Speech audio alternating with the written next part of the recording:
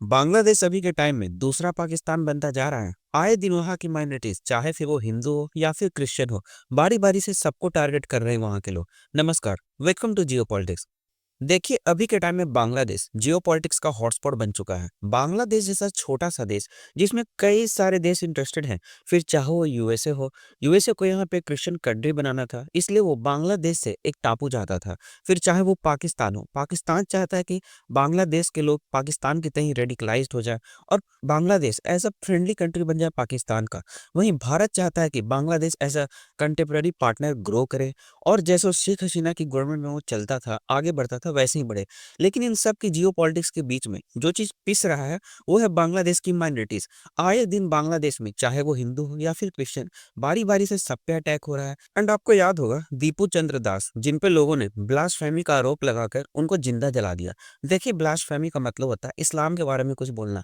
हालांकि वहां की पुलिस का कहना है कि दीपू चंद्र दास ने इस्लाम के बारे में कुछ नहीं कहा था। उनके बारे में बस र्यूमर उड़ गया था कि उन्होंने ऐसा कुछ कहा है। और ये जो र्यूमर उड़ाया था ना, उनके दीपू चंद्र दास की पहले ही दुश्मनी चल रही थी और इसी वजह से उन्होंने र्यूमर उड़ाया था। जहां बांग्लादेश की पुलिस को दीपू चंद्र दास को प्रोटेक्ट करना था, आपको इंटरनेट पे ऐसी कई वीडियोस मिल जाएंगी जहां पे आपको देखा जा सकता है कि दीपू चंद्र दास को खुद पुलिस ले जाकर, बांग्लादेश की पुलिस ले जाकर, वो रेडिकल जो मुस्लिम भीड़ थी उसको सौंप देती है और अंत में वो भीड़ उससे मारते मारते जिंदा मार देती है, फिर उसे जला भी देती है।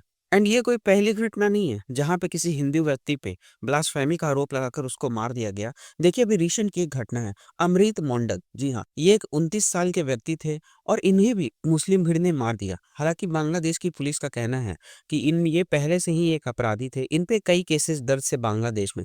लेकिन जहां पे बांग्लादेश की पुलिस को इन्हें प्रोटेक्ट करना चाहिए, बांग्लादेश की पुलिस ने इनको खुद ये जो घटना है इसको पूरा कवर अप करने की कोशिश की है। बांग्लादेश की पुलिस ने एक नई स्टोरी बना दी है इस घटना के अराउंड, जिसपे उन्होंने कहा है कि इस घटना का कोई कम्युनल एंगल नहीं है। ये जो अमृत मंडल है, ये पहले से ही एक मतलब कि इन पे कई केसेस दर्ज हैं। ये पैसे लेते थे, मतलब कि रंगदारी टैक्स लेते थे उस एरिया में। और जब ये आज रंगदारी टैक्स मांग रहे थे, तब लोगों ने इन्हें पीट पीट कर मार दिया। लेकिन इनको जिस तरह से मारा गया है ना, मैं यूट्यूब गाइडलाइन की वजह से इनके वीडियोस को प्ले नहीं कर सकता हूँ। ऑब्वियसली स्ट्राइक आ जाता है। बट उस इस्लामिक भीड़ ने इनको बस पैरों से कुचल कुचल कर ही मार दिया। लेकिन जहां पे बांग्लादेश की पुलिस को इन्हें प्रोटेक्ट करना चाहिए था, ठीक है, ये पहले से अगर अपराधी थे भी तो आप इन्हें जो कानून था लॉ के अकॉर्डिंग सजा देते, प्रोसीजर ऑफ लॉ को फॉलो करते। ये क्या मतलब हुआ कि आप इसे किसी भीड़ के हवाले कर देंगे और वो उसे जान से मार दे। और आपको आने वाले टाइम में ऐसी और घटनाएं देखने को मिलेंगी, क्योंकि बांग्लादेश की जो कि इंटरिम गवर्नमेंट है, जो कि यूनिस की गवर्नमेंट है, वो पूरी तरह से पाकिस्तान के रास्ते पे चल चुकी है। हालांकि इनका जीडीपी गिर रहा है, इनकी इकॉनमी पूरी तरह से गिर गई है। हालांकि अमेरिका ने इन पे काफी कम ज्यादा टैरिफ लगा कर रखा है, फिर भी इकॉनमी इनकी ग्रो नहीं कर पा रही है। लेकिन इनको पाकिस्तान के रास्ते चलना है, शायद पाकिस्तान का जो ग्रोथ है इनको बहुत अच्छा लगा होगा। तो आने वाले टाइम में भी आपको ऐसे केसेस देखने को मिल सकते हैं जहां पे एक इस्लामिक भीड़, एक मुस्लिम भीड़ आती है और हिंदुओं को मार देती है। लेकिन ये जो घटना है हिंदुओं पे अटैक की, बांग्लादेश के पे माइनॉरिटीज की अटैक की, वो बस हिंदुओं तक ही सीमित नहीं है। आपको याद होगा पूरा वर्ल्ड अभी 25 दिसंबर को सेलिब्रेट कर रहा था, क्रिसमस को सेलिब्रेट कर रहा था। लेकिन वहीं जहाँ पे क्रिश्चियन की पॉपुलेशन है बांग्लादेश में लगभग 5 लाख, वो मतलब कि 5% भी नहीं कंट्रीब्यूट करते हैं बांग्लादेश के पॉपुलेशन में। और क्रिश्चियन बस 0.3% कंट्रीब्यूट करते हैं पॉपुलेशन में, बस बांग्लादेश के। और ये पीसफुली क्रिश्चियन कम्युनिटी वहाँ पे क्रिसमस को सेलिब्रेट कर रही थी। लेकिन बिल्कुल जैसे हिंदुओं को मारा गया, उसी तरह से इस्लामिक भीड़ आती है, उनके क्रिसमस ट्री को जला देती है, उनकी माँ बहनों को पीटती है। उसके बाद से वो क्रिसमस को सेलिब्रेट करना बंद कर देते हैं। मैं आपको ये न्यूयॉर्क टाइम्स का आर्टिकल दिखाता हूँ, जहाँ पे हेडलाइन में मेंशन करते हैं, US strikes ISIS in Nigeria after Trump warned attacks on Christians. देखिए, नाइजीरिया में भी कई महीनों से क्रिश्चियंस पे अटैक हो रहा है और बांग्लादेश में कई महीनों से माइनॉरिटीज पे अटैक हो रहा है। हालांकि जो बांग्लादेश में न्यूज हाईलाइट हो रहा था, वो हो रहा था कि बांग्लादेश की जो मुस्लिम पॉपुलेशन है वो वहाँ के माइनॉरिटीज स्पेशली हिंदूज को टारगेट कर रही थी। कई बार वहाँ पे हिंदूज के गाँव को जला दिए गए, वहाँ के उनकी बहन बेटियों को उठा लिया गया। तब ट्रंप ने कुछ नहीं किया। लेकिन जब बांग्लादेश में अब टारगेट क्रिश्चियन को भी किया जा रहा है, तो क्या डोनाल्ड ट्रंप नाइजीरिया की तरह कोई स्टेप उठाते हैं और बांग्लादेश को बॉम्ब करते हैं?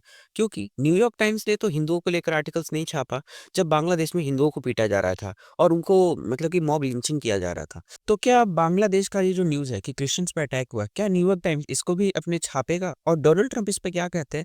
ये काफी सोचने वाली बात होगी। क्योंकि कहीं न कहीं आजकल जो ये बांग्लादेश में हो रहा है, उसके तहत ट्रम्प से भी जुड़ते हैं। क्योंकि जब शेख हसीना ने बांग्लादेश छोड़ा था, उनके पहले कई वीक्स पहले, कई मंथ्स पहले से ही उन्होंने बयान देना स्टार्ट कर दिया था कि एक बहुत बड़ा सुपर पावर है, जो कि बांग्लादेश के नीचे एक आइलैंड चाहता है। मतलब कि बांग्लादेश के साउथ में बे ऑफ बंगाल में एक आइलैंड चाहता है और वहाँ पे एक मिलिट्री बेस बनाना चाहता है, या फिर उस आइलैंड पे वो क्रिश्चियन कंट्री बनाना चाहता है। और कहीं न कहीं जब से डोनाल्ड ट्रम्प ने प्राइज़ दिया है मोहम्मद यूनुस को, और मोहम्मद यूनिस शेख हसीना के बाद यहाँ पे आके इंटरिम गवर्नमेंट को संभालते हैं, तो दोनों में रिलेशन तो कन्फर्म है कि डोनाल्ड ट्रम्प कहीं न कहीं बांग्लादेश के पीछे तो है। लेकिन जब बांग्लादेश में अब माइनॉरिटीज़ में क्रिश्चियंस को अटैक किया जा रहा है, तो क्या डोनाल्ड ट्रम्प इसको इश्यू को रेज़ करते हैं या फिर ऐसे ही छोड़ देते हैं? देखिए, अब डोनाल्ड ट्रम्प क्या कहते हैं, ये तो पूरे अनप्रेडिक्टेबल है, क्योंकि डोनाल्ड ट्रम्प एक ऐसे लीडर हैं, जो कब क्या कह देंगे, कब क्या कर देंगे, ये किसी को नहीं मालूम है। क्योंकि इनका फर्स्ट टर्म काफ़ी ज़्यादा प्रो इंडिया था, सेकंड टर्म बिल्कुल ही अगेंस्ट इंडिया जा रहा है, चाहे वो टैरिफ हो या फिर इंडिया-पाकिस्तान का वॉर हो। लेकिन इन सब के बीच में भारत ने चाइना, बांग्लादेश और पाकिस्तान तीनों को चौंका दिया है बे ऑफ बंगाल में के-4 न्यूक्लियर मिसाइल का टेस्ट करके। और भारत कई वीक से इस के-4 मिसाइल का टेस्ट करने की कोशिश कर रहा था। लेकिन जो चूहा-बिल्ली का गेम होता है ना, चाइना और बांग्लादेश और पाकिस्तान ये सब मिलके भारत के साथ चूहे-बिल्ली का गेम खेल रहे थे। जब भी Bharat by Bay of Bengal में नोटन जारी करता मिसाइल टेस्ट करने के लिए, तो चाइनीज़ का जो स्पाई शिप है, जिसको ये एक्सप्लोर करते हैं कि हम ओशन फ्लोर की जानकारी लेने के लिए कर रहे हैं। हालाँकि पूरे वर्ल्ड को पता है कि उनका ये एक स्पाई शिप होता है। चाइना बार-बार वो स्पाई शिप भेजते हैं बे ऑफ बंगाल में, जी कहीं-कहीं कि हम एक्सप्लोर कर रहे हैं सी को, इंडियन ओशन को, ये कर रहे हैं, वो कर रहे हैं। और जैसे ही चाइना अपना स्पाई शिप भेजता था, भारत अपना नोटम कैंसल कर देता था। फिर चाइना का स्पाई शिप वापस चाइना चला जाता था, फिर भारत नोटम जारी करता था, फिर चाइना का स्पाई शिप आता था, लेकिन भारत फिर नोटम कैंसल कर देता था। लेकिन परसों अचानक से भारत ने के-4 न्यूक्लियर मिसाइल को सक्सेसफुली टेस्ट कर लिया है, और ये मिसाइल कैपेबल है सबमरीन से फायर करने में। जी हाँ, जो कि सबसे अच्छी बात है कि आपको पता ही नहीं चलेगा कि ये फायर कब से आया है। और इस अगर मिसाइल की आप रेंज की बात करें, तो ये मिसाइल का रेंज है 3500 किलोमीटर। बट ये जो फायर होता है वो सबमरीन से फायर होता है, तो इसमें सबसे अच्छी बात है ना कि इसको आप मोबाइल है, मतलब कि आप इसको कहीं भी ले जाकर फायर कर सकते हैं। दुश्मन को पता भी नहीं चलेगा कि ये कहाँ से फायर हुआ है, बे ऑफ बंगाल में फायर हुआ है या फिर अरेबियन सी में पाकिस्तान के लिए फायर हुआ है। हालाँकि लोग इसकी रेंज को लेकर काफ़ी ज़्यादा बातें कर रहे हैं, क्योंकि इसकी रेंज मात्र 3500 किलोमीटर है। और इस टाइप के कई जो न्यूक्लियर मिसाइल्स हैं, चाहे वो रशिया के पास हो, यूएसए के पास हो, चाइना के पास हो या फिर फ्रांस के पास हो, इन सब का रेंज लगभग 8,500 से लेके 12,000 किलोमीटर है। बट भारत का जो ये के-4 मिसाइल है, इसकी रेंज मात्र 3,500 है।